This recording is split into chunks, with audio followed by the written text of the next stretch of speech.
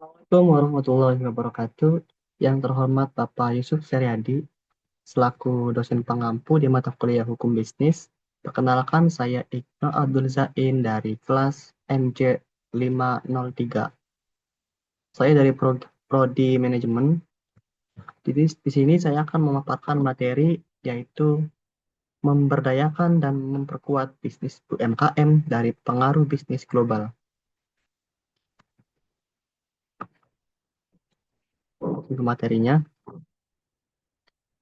Nah, di sini perkembangan ekonomi sendiri, ekonomi global itu membawa perubahan signifikan terhadap pola bisnis, termasuk bagi pelaku usaha mikro, kecil, dan menengah. Nah, di sini perbedaannya dari mikro, kecil, dan menengah sendiri, usaha mikro itu yang memiliki modal di bawah 1 miliar, lalu memiliki omset atau pendapatan kotor di bawah 2 miliar per tahun. Lalu kemudian usaha kecil itu yang memiliki modal 1 sampai 5 miliar, kemudian memiliki omset 2 sampai 15 miliar per tahun. Lalu di sini UMKM atau menengah itu dengan modal 5 miliar sampai 10 miliar rupiah. Lalu omsetnya itu 15 sampai 50 miliar per tahun. Nah, kemudian globalisasi juga membuka peluang pasar internasional. Namun juga meningkatkan persaingan melalui masuknya produk luar negeri. Perkembangan ini juga mencakup teknologi digital serta perubahan nilai tukar mata uang. UMKM memiliki peran strategis dalam menjaga stabilitas ekonomi nasional karena mampu menyerap tenaga kerja dan mendorong pertumbuhan ekonomi lokal. Nah, di sini beberapa pertanyaan yang sering ditanyakan itu dalam materi ini. Yang pertama, bagaimana dinamika perkembangan UMKM di tengah arus bisnis global?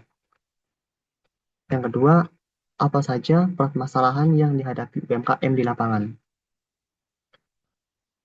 Kemudian, bagaimana berdampak ekonomi global terhadap keberlangsungan UMKM? Nah, yang terakhir, strategi pemberdayaan UMKM berdasarkan teori ekonomi. Nah, di sini saya sudah membuat data empirisnya. Yang pertama itu dari segi aspek. Yang pertama modal usaha. Nah, di sini modal usahanya terbatas dan dampak pada globalisasinya juga sulit untuk ekspansi ke pasar karena modalnya yang sangat minim ataupun terbatas. Lalu untuk teknologi, teknologinya itu masih sederhana, belum yang terlalu canggih atau yang terlalu update sekali. Dampak pada globalisasinya juga sangat bersaing dengan produk luar. Tentunya produk luar karena teknologinya bagus, juga maka dampaknya pun juga sangat berpengaruh. Untuk tenaga kerjanya di sini sangat tinggi, teamwork pada kondisi UMKM ini sangat tinggi. Dampak pada globalisasinya itu menjadi kekuatan ekonomi lokal. Lalu untuk akses pasarnya itu masih lokal karena eh, minimnya akses pada luar negeri. Lalu untuk dampak globalisasinya itu mulai masuk platform digital seperti e-commerce ataupun contohnya itu TikTok ataupun Shopee, Lazada. Lalu ada Blibli, Tokopedia, dan lain-lain. Lalu di sini ada pendekatan pendekatan penelitian. Penelitian ini juga menggunakan pendekatan studi kasus dengan metode studi literatur. Pendekatan tersebut bertujuan untuk memahami dinamika UMKM dalam menghadapi pengaruh ekonomi global dari perspektif hukum bisnis dan ekonomi kerakyatan. Nah, lalu juga studi kasus ini dilakukan dengan menganalisis kondisi UMKM di Indonesia, khususnya tahun 2020 sampai 2025 terakhir. Perkembangan teknologi digital, perubahan nilai tukar, serta persaingan produk impor. Metode literatur ini juga dipilih karena mampu memberikan gambaran teoritis mengenai hubungan antara globalisasi ekonomi maksud saya, dan keberlangsungan usaha kecil. Yang fokusnya di sini yang pertama pada analisis perkembangan UMKM di era digital seperti jualan online pada platform-platform yang sudah saya sebutkan tadi. Kemudian ada identifikasi permasalahan di lapangan. Apa saja nih masalah-masalah yang ada di lapangan? Biasanya itu untuk biasanya yang sering terjadi itu apa tuh perang harga ya kalau yang digital ini. Lalu ada evaluasi dampak ekonomi global. Dampaknya apa nih ketika eh, adanya penelitian ini? Dampaknya apa yang dicari yang kita teliti? Lalu perumusan strategi penguatan UMKM.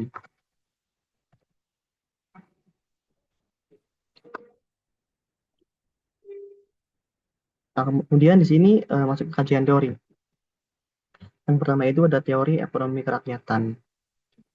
Teori ekonomi kerakyatan menekankan pemerintah kesejahteraan melalui penguatan usaha sektor usaha kecil yang berbasis masyarakat seperti UMKM. Posisikan juga sebagai fondasi ekonomi nasional karena mampu menciptakan ekonomi yang inklusif. Lalu teori globalisasi ekonomi. Globalisasi ekonomi meningkatkan keterbukaan pasar internasional seperti transfer teknologi serta peluang ekspor. Namun globalisasi juga memicu persaingan ketat yang menuntut inovasi dan peningkatan kualitas produk oleh UMKM.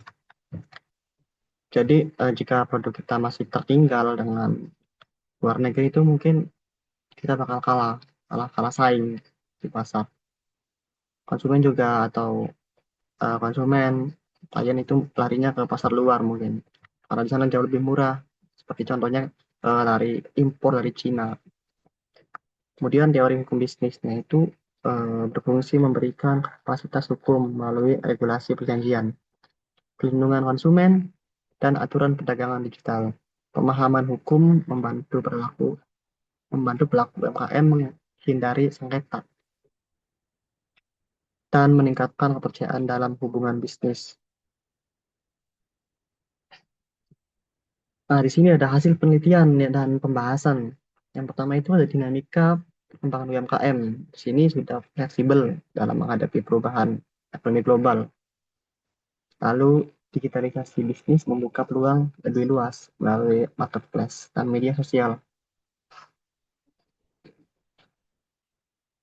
Dan juga kedekatan dengan masyarakat lokal sebagai kekuatan utama. Semenjak adanya COVID itu masyarakat lebih cenderung membeli barang-barang, makanan itu lewat online. Nah, tantangannya di sini apa? Persaingan dengan produk luar negeri yang lebih besar.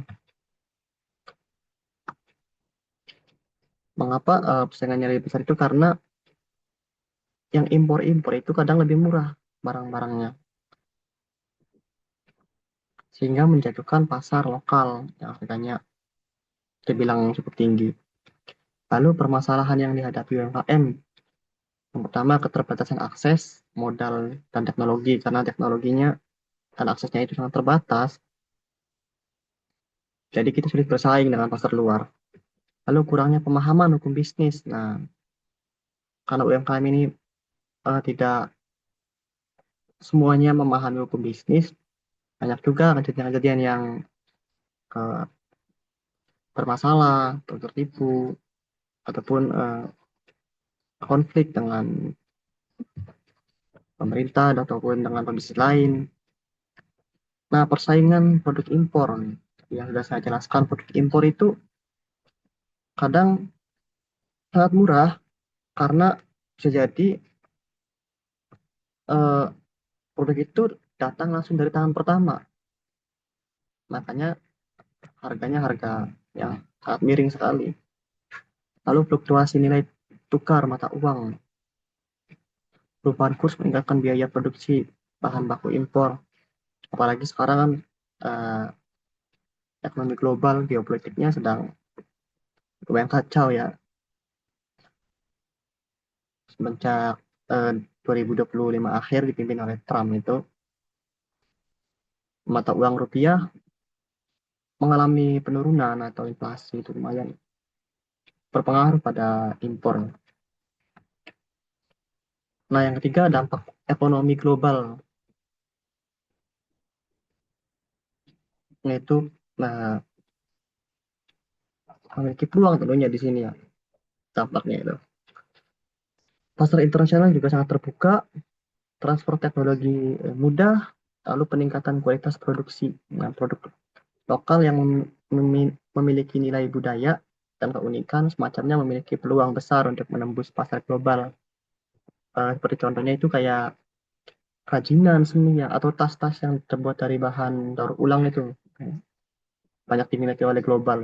Lalu faktor yang mempengaruhi keberhasilan UMKM, sama kebijakan pemerintah dan regulasi ekonomi, lalu kemampuan inovasi teknologi, akses pasar internasional. Jika aksesnya mudah, tentu saja eh, untuk keberhasilan UMKM-nya itu sangat mudah. Lalu kualitas sumber daya manusia. Nah, ini yang sering ditanyakan nih. Jika manusianya sanggup, itu bisa sangat mungkin sekali untuk bersaing dengan pasar global. Lalu stabilitas ekonomi nasionalnya yang baik-baik saja tentunya. Lalu yang terakhir, yang kelima ini analisis berdasarkan ekonomi kerakyatan. Yang pertama itu pendekatan ekonomi kerakyatan menekankan tentang penguatan usaha kecil sebagai basis ekonomi nasional. Lalu perlindungan hukum bagi pelaku UMKM. Ini hukumnya jelas atau tidak. Lalu regulasi pemerintah yang adil. Jangan memberatkan pihak tertentu, tentunya harus adil. Melalui pendekatan ini juga pembangunan ekonomi tidak hanya berfokus pada pertumbuhan, tetapi juga pemerataan kesejahteraan masyarakat. Nah, kesimpulan dari materi yang sudah saya paparkan ini, globalisasi ekonomi itu membawa peluang sekaligus tantangan bagi UMKM, UMKM di Indonesia khususnya. Nah, ibaratnya pisau lah, bisa bermata dua, bisa menguntungkan dan juga bisa merugikan. UMKM ini memiliki peran penting dalam menjaga stabilitas ekonomi nasional, namun masih menghadapi keterbatasan teknologi, modal, dan pemahaman bisnis. Karena kita saingannya dengan global, internasional, itu pemahaman hukum bisnisnya harus diperdalam. Pendekatan ekonomi kerakyatan menjadi strategi yang relevan untuk memperkuat daya saing UMKM agar mampu berkembang secara berkelanjutan di tengah persaingan global. Nah, ini rekomendasinya. Pemerintah juga perlu meningkatkan pelatihan digital bagi pelaku UMKM agar UMKM itu lumayan terbuka dengan platform digital. Tapi sejauh yang saya teliti sampai ini, UMKM sekarang sudah lumayan sangat terbuka dengan digitalisasi itu. Pelaku usaha juga harus memahami aspek hukum bisnis untuk meminimalkan risiko. Risiko itu bisa datang dari mana saja, entah dari luar, maksudnya dari eksternal maupun internal.